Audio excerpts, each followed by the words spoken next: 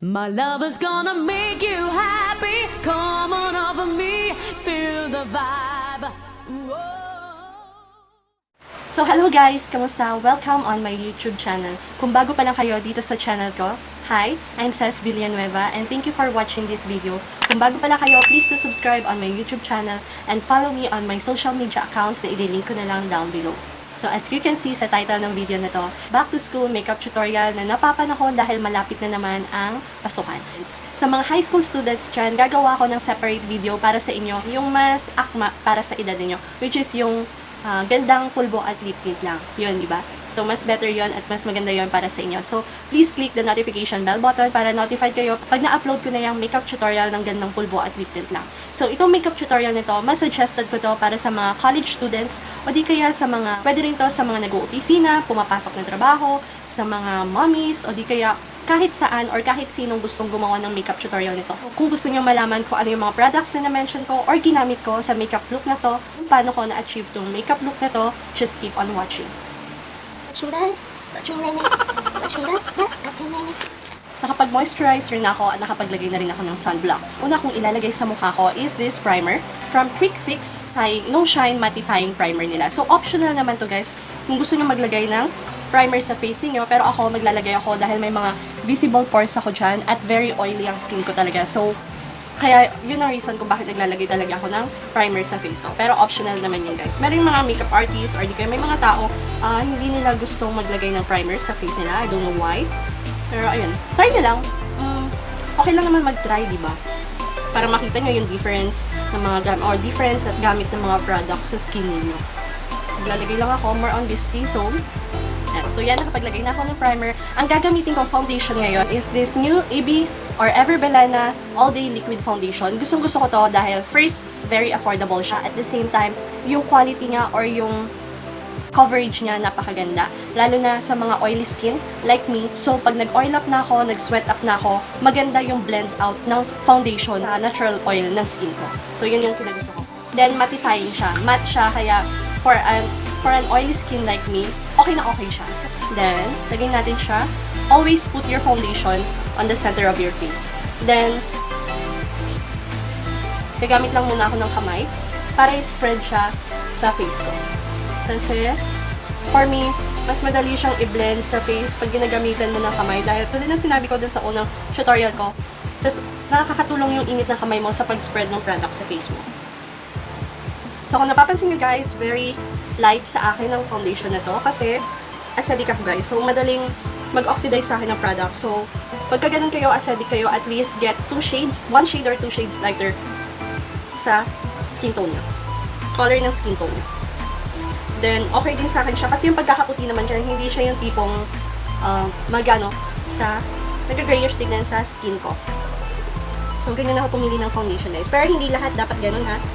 Always, pagka bumibili kayo ng foundation, huwag kayo mahiyang magtanong sa mga sales assistant or beauty specialist na nasa mga counter.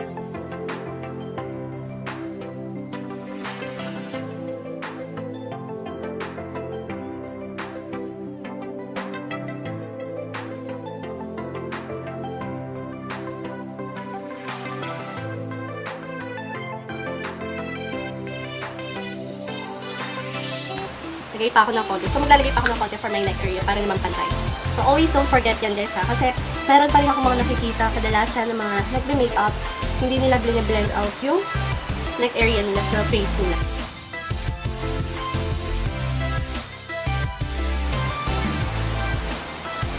Then, tsaka ako gagamitan ng down sponge to blend it out.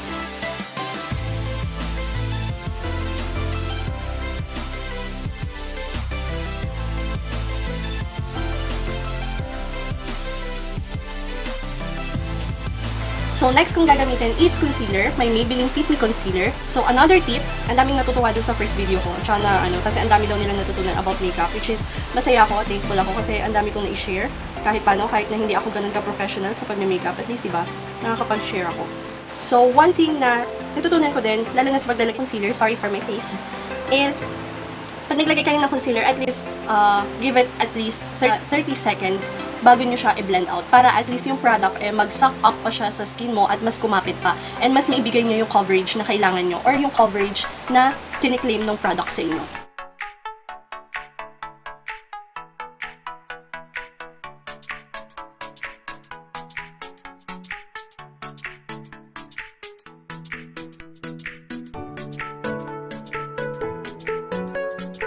Hindi na ako naglalagay dito ng concealer or what kasi parang masyado na yung heavy for me, lalo na dito sa Pilipinas at ngayon medyo summer pa, kahit na tag-ulan medyo mainit pa rin, so medyo heavy yan for me.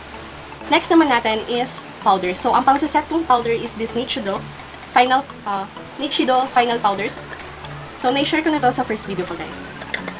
So magbe-bake lang ako ng face ko, syempre hindi ng pagkain or what ng tinapay. So under eyes, hindi natin. So, ang daming nagtatanong, or hindi naman marami, parang dami ko sa may mga nagtatanong sa akin, ano yung gamit ng baking? What is the use of baking? Ano yung naibibigay niya sa face or what? Baking is, lalo na pagka oily skin ka like me, napaka-importante ng baking kasi sineset niya yung face mo at saka pinapatagal niya yung makeup, yung last ng makeup sa skin mo. Hindi siya yung tipo magwawalas agad. Then, at the same time, pagka nag-makeup ka, syempre pagka ginagawa mo yung eyebrows mo, yung eyes mo, yung contouring mo, medyo nag-oil, sa tagal ng paggawa mo ng makeup mo or sa time ng paggawa ng makeup mo or pagtapos ng makeup mo, medyo nag-oil up ka. Lalo na pagka hindi naman tayo naka-air condition at nag-electric fan lang tayo. Madali ka mag-oil up pag ganun. So, at least kahit paano habang ginagawa mo yung makeup mo, habang yung oil, natural oil ng face mo and yung sweat, medyo ma-stop niya muna. Hindi muna siya lumabas para hindi ka agad masira yung base mo, which is your foundation.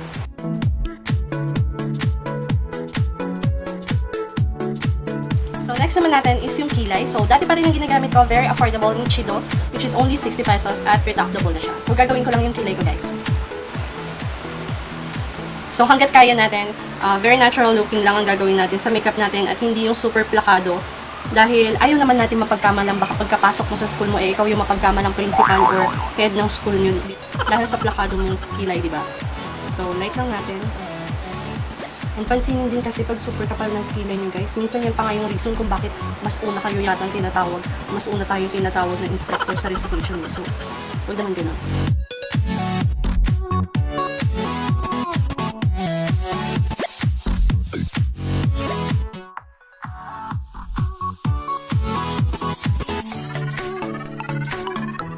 So, ayan, tapos na ako sa kilay ko, guys. So, yung iba, nagtataka, bakit pagka nagkikilay daw sila, parang ito ngayon, parang makapalitignan yung kilay ko, diba?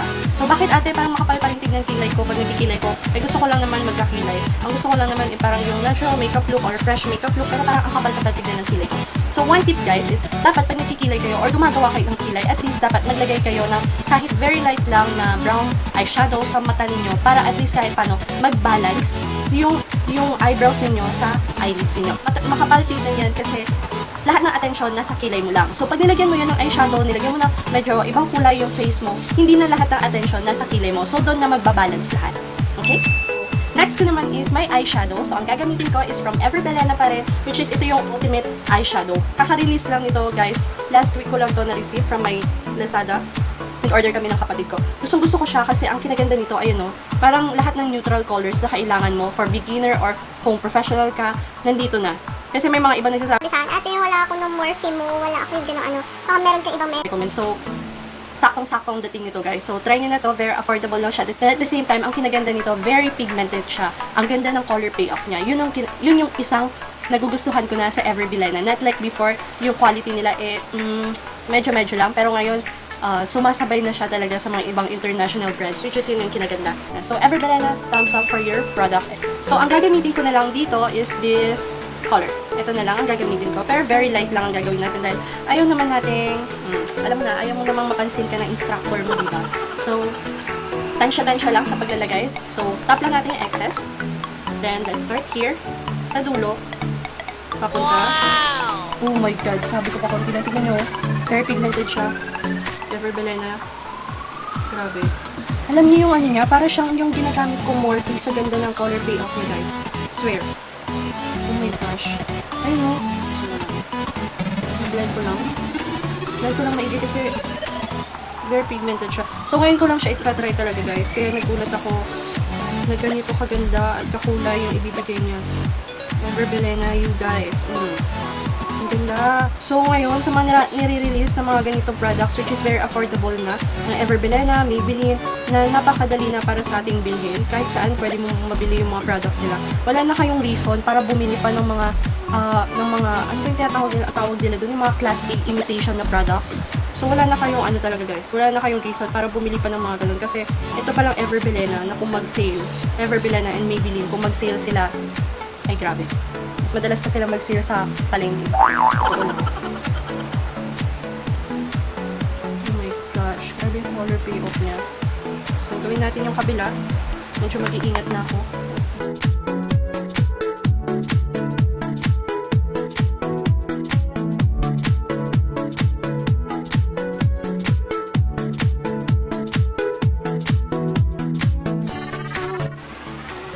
Okay? So, okay na ako dyan, guys. Next ko naman is my liner, liquid liner. So, optional naman to, guys. Nasa sa inyo kung gusto nyo maglagay, pero ako maglalagay na rin ako. So, I'll be back pagkalagay ko nito. So, tapos ko na yung liner ko, guys. Next ko naman is mascara. Ang mascara na gamit ko is from Maybelline pa rin, which is yung HYPERCURL mascara nila.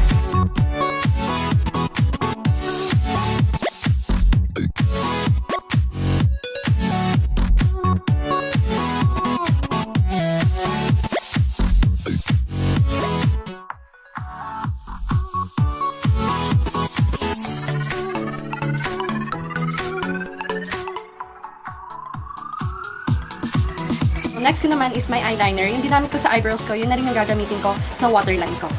Brown lang para hindi naman heavy tignan yung eyeliner natin.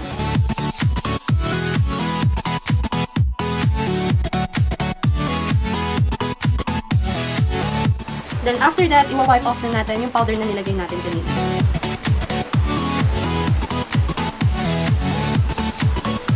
Isang tip na pwede kong i-share sa inyo, kung medyo nakakapalan kayo sa kulay ng kilay ninyo, papakita ko na rin pwede nyo lagyan nyo ng powder para mag-tone down yung color niya. So, yun kita nyo. Yan, so nag-tone down siya. Then, tsaka nyo i-wipe off. Very light lang. Okay, yan. Next naman is blush on. Ang ginagamit ko this summer, lalo na pagka may shoot kami, hindi ako masyadong gumagamit ng powder blush on kasi mas gusto ko siyang gamitin pag yung mga full glam makeup ang ginagawa ko. Pero for now, pag natural looking lang gusto ko, itong ginagamit ko is from Elana Cosmetics. From Elana siya. Cream blush siya, guys. So, ang cream blush, maganda siyang gamitin, lalo na this summer. At the same time, itong cream blush na to, very matte siya. Hindi siya katulad ng ibang cream blush na pag nilagay mo sa skin mo or sa face mo, medyo oily siya or sticky siya sa feeling. Ito hindi. Then, ang kinaganda nito is very safe siyang gamitin kahit na sa mga bata or di kaya sa mga sensitive or acne-prone skin. So, na-discover ko to online. Siguro naman nakikita nyo to sa mga ads online, lalo na sa Facebook. May mga nagre-reviews na rin ito. Then, for its price, medyo pricey lang siya ng konti. Pero, yung maibibigay naman niya and yung cover, yung maibibigay niyang color payoff, yung maibibigay niyang benefit para sa skin nyo, which is safe naman siyang gamitin. Then, at the same time, may mga benefit siya sa skin. Hindi ka lang parang nag-makeup lang na nakakasira ng face. Ito, habang ginagamit mo ang Elana, parang mas napapaganda pa nga niyo yung face mo. Yun yung isang kinagusto ko sa kanya. Pang matagalan siya. Mas matagal ko siya kaysa sa mga powder blush. Ako kasi yung tipo ng tao na pag nag-makeup ako, kung ano yung nilagay ko sa face ko, bago ako umalis, gusto ko, yun at yun na rin ang matitira sa face ko pagka uwi ko ng bahay. So, maglalagay lang muna ako. Ang shade ko dito is Flamingo.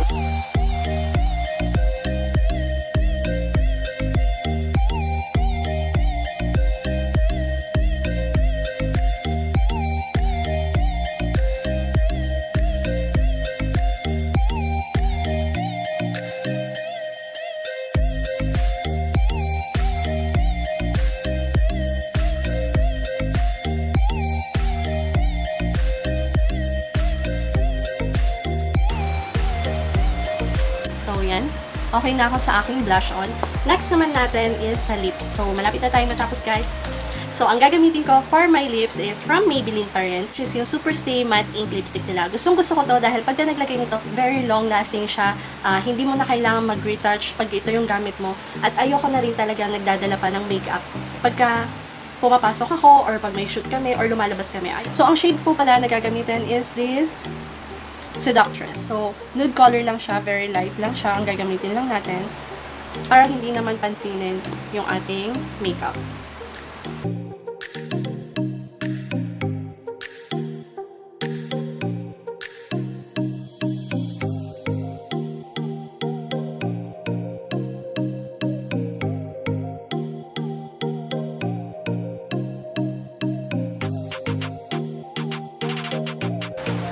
Ayan, light lang siya. I think okay na ako dito sa makeup ko. Mag-aayos lang ako for my final look. So, this is my final look, guys. Sana nagustuhan niyo tong makeup tutorial na to at may mga natutunan kayo ng new tricks na pwede niyo magawa para sa sarili niyo. Kung nagustuhan niyo tong video tutorial na to, please do like this video and share niyo na rin sa ibang mga kaklase niyo, coworker niyo o kakilala niyo na pwedeng makatulong tong video tutorial na to. So, see you guys on my next videos. Bye!